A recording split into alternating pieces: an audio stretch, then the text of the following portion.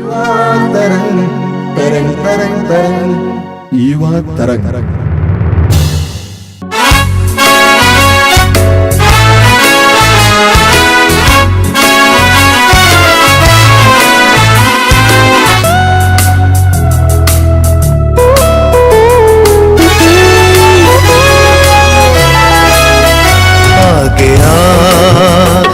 मसीह जिंदगी की राह दिखाने को, पाप से छुड़ाने को,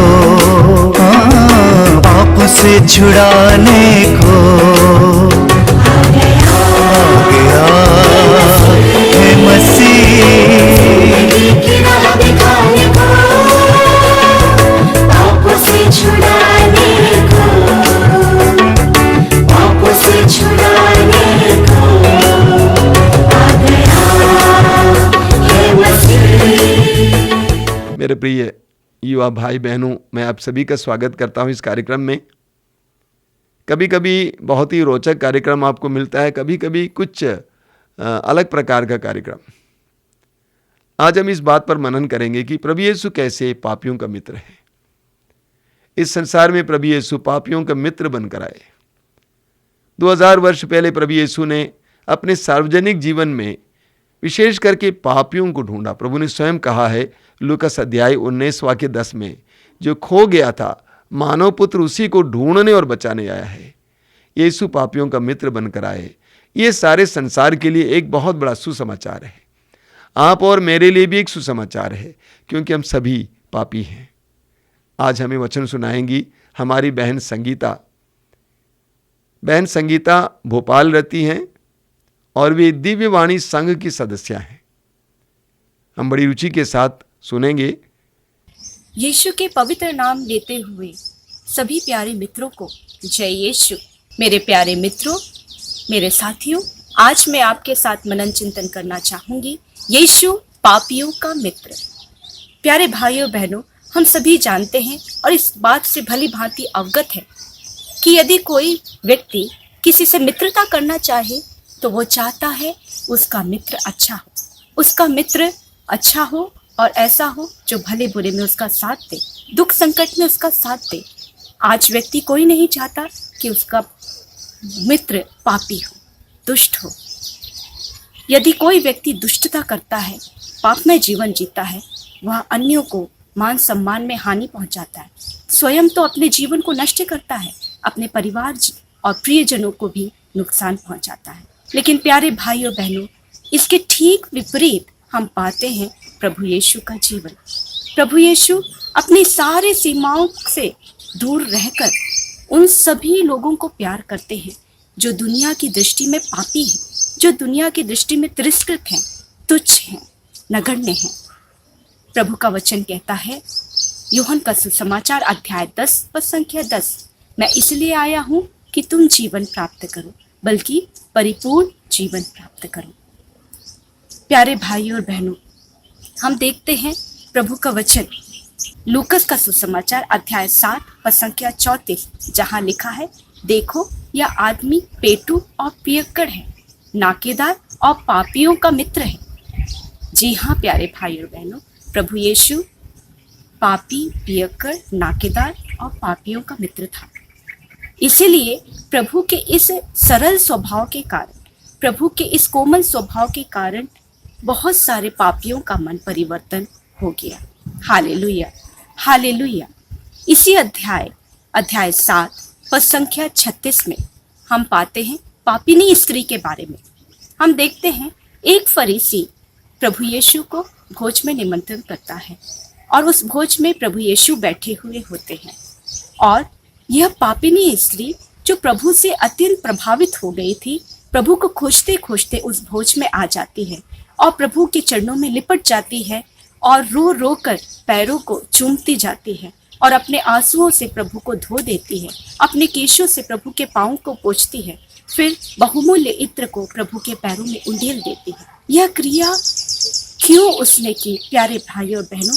क्योंकि प्रभु यीशु का सरल स्वभाव, प्रभु यीशु का प्रभावशाली जीवन उस पापिनी स्त्री के जीवन को बदल दिया। Hallelujah, hallelujah, hallelujah. प्रभु यीशु ने उस पापिनी स्त्री के हृदय को छू लिया, स्पर्श कर लिया, और प्रभु यीशु की मित्रता के कारण पापिनी स्त्री अपने पापों को बोध करते हुए प्रभु के चरणों में आ गई और उसने एक नया जीवन जीने का निर्णय ले लिया। Hallelujah, hallelujah. और इसी अध्याय के अंत में हम पाते हैं प्रभु उस स्त्री से कहते हैं, नारी, तुम्हारे विश्वास ने तुम्हारा उद्धार किया, शांति प्राप्त कर जाओ। Hallelujah, hallelujah. आज प्रभु यीशु हम सबसे यही चाहते हैं कि हम भी प्रभु के सानिध्य में आए, जो पाप में अवस्था में हैं, जो ऐसी परिस्थिति में हैं, जो दुख में हैं, हताश हैं, निराश हैं, टूटे हुए हैं, बोझ में हैं, पाप से निकल नहीं पा रहे। प्रभु चाहते हैं कि हम उस परिस्थितियों से निकलकर प्रभु से मित्रता करें, प्रभु की ओर अपना हाथ बढ़ाएं। प्रभु हमारे जीवन में उद्धार करेगा जब हम प्रभु की मित्रता पर विश्वास करेंगे। लूकस रचित सुसमाचार अध्याय 5 पद संख्या 32 में प्रभु का वचन कहता है, मैं धर्मियों को नहीं, पापियों को पश्चाताप के लिए बुलाने आया हूँ। साथ ही साथ हम लूकस रचित सुसमाचार अध्याय 15 पद संख्या 4 में हम पढ़ते हैं भटकी हुई भेड़ के बारे में। हम देखते हैं 99 भेड़ों को निर्जन प्रदेश में छोड़ जो भटकी हुई भेड़ है उसके लिए प्रभु चिंतित होते हैं, और सचमुच प्रभु आज भी भटकी हुई भेड़ को बचाना चाहते हैं। Hallelujah, hallelujah. एक घटना मैं याद करती हूँ प्यारे मित्रों। आज से 10 वर्ष पहले मैं एक विवाह समारोह में शामिल हुई और उस पारिवारिक माहौल में मेरा एक दूर का भाई जो शराब में बहुत अपना जीवन व्यर्थ किया जा रहा था और शराब में लिप्त था, वो लगभग कीड़े के सदृश हो गया था। उसकी पत्नी रोती थी, बच्चे व्याकुल थे, चिंतित थे, इस परिस्थिति में क्या किया जाए। लेकिन उस बहन से, उस परिवार से मिलकर मैंने उन्हें प्रार्थना करने को कहा और फिर मैं वापस घर आ गई। कुछ वर्षों के बाद प्यारे मित्रों, उस परिवार से मैं पुनः मिली और उस परिवार ने मुझे शुभ समाचार दिया, सिस्टर जी, वो भाई अब जीवित हो गया है। वो भाई जो शराब में मृत था, वो भाई अब जीवित हो उठा है। प्रभु यीशु ने उसे मृत अवस्था से निकालकर उसे पुनर्जीवित कर दिया है और उसे बाइबल थमा दिया है। उसके हाथ में अब शराब नहीं बल्कि उसके हाथ में अब पवित्र वचन है, पवित्र रोसरी है, उसका नया जीवन है। Hallelujah, hallelujah. और प्रभु ने उसे ऐसा परिवर्तित किया कि वह भाई अब प्रार्थना करता है, अब पारिवारिक प्रार्थना करता है, उसका परिवार एक सुखी परिवार है। ये बात को सुनकर प्यारे भाई और बहनों, मैं अत्यंत आनंदित हो उठी।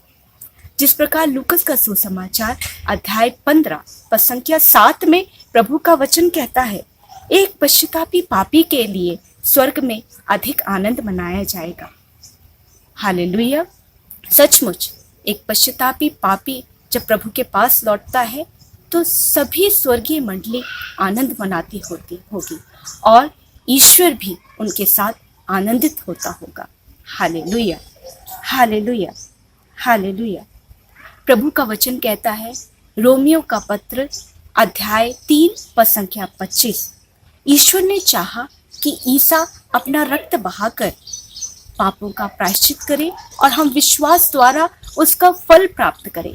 प्यारे मित्रों, प्रभु यीशु चाहता है कि उसने जो हमें मुक्ति दी है, पापों से मुक्ति दी है, हम विश्वास के द्वारा उसके पास आए, विश्वास के द्वारा उसके पास आए और उस मुक्ति को प्राप्त करें। तब वह अपनी मित्रता के जरिए वो हमें मुक्ति देगा, हमें चंगाई देगा, हमें आत्मिक शांति देगा। Hallelujah, hallelujah.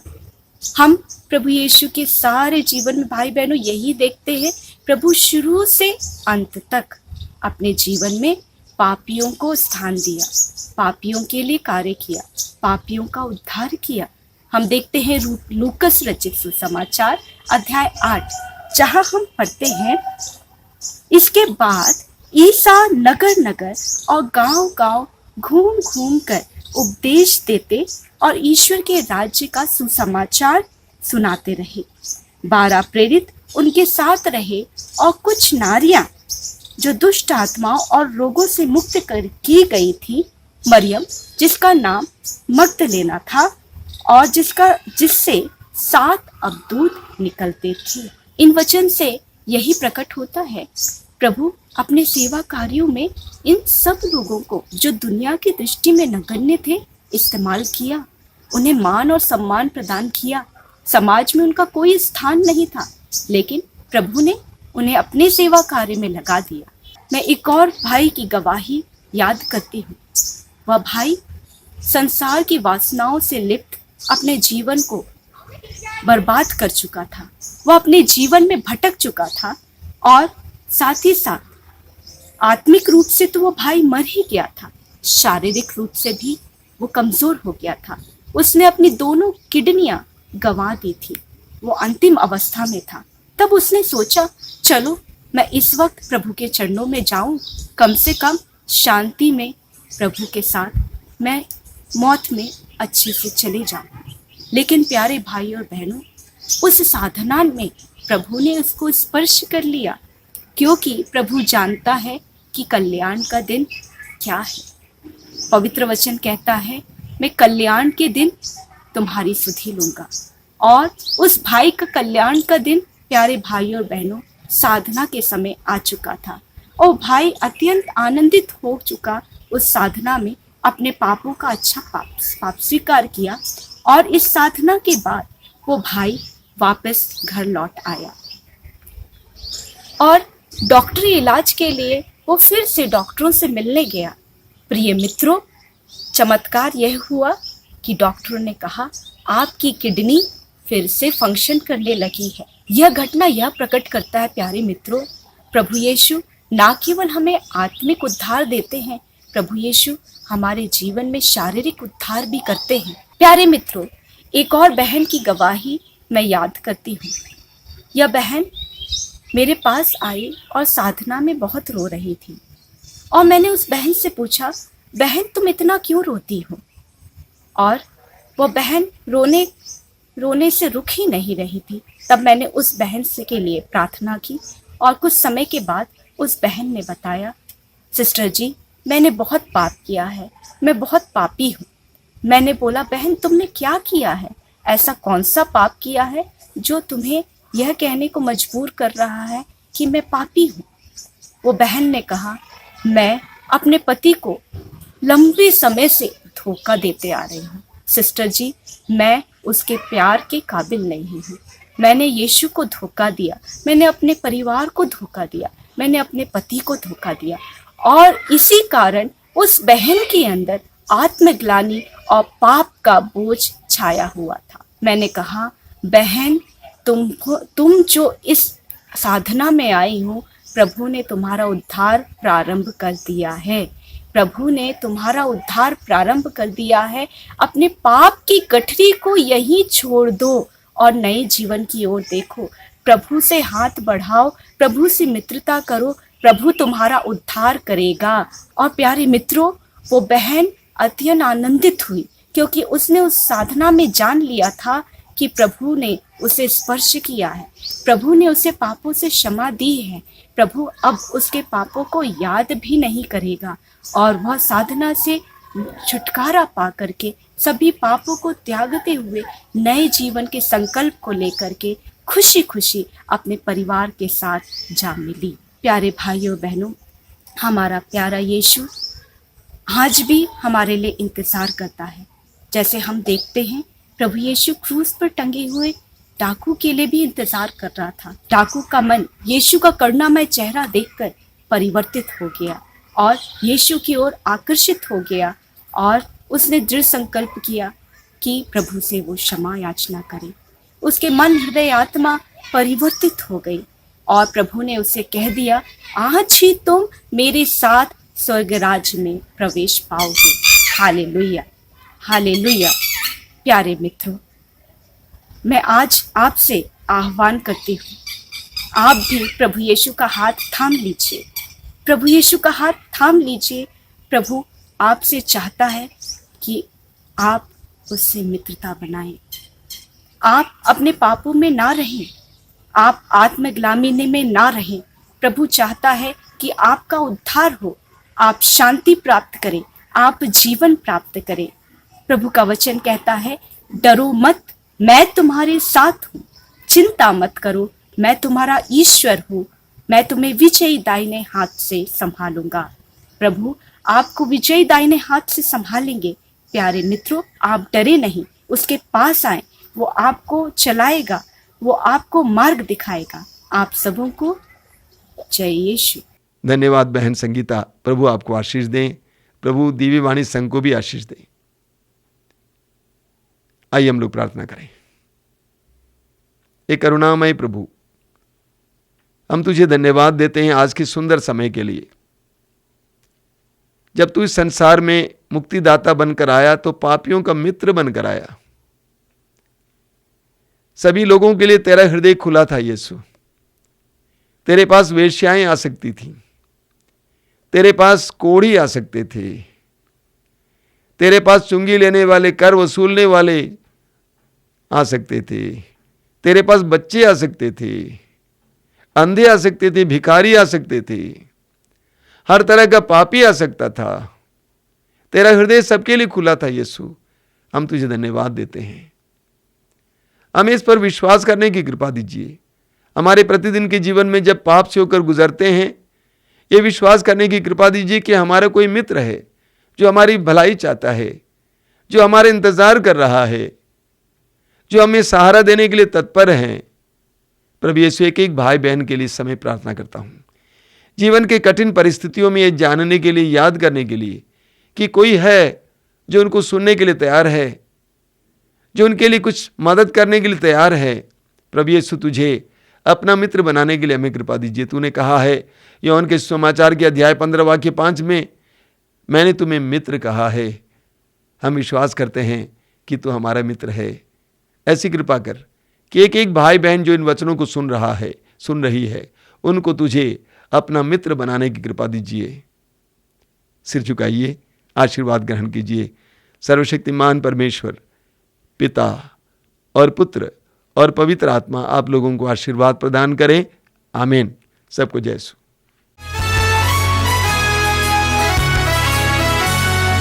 अंधों को आंखें देने, लंगड़ों को पाँव देने, अंधों को आंखें देने, लंगड़ों को पाँव देने।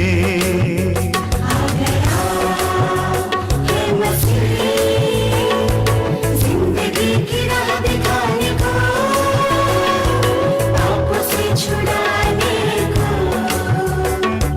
पापों से छुड़ाने को।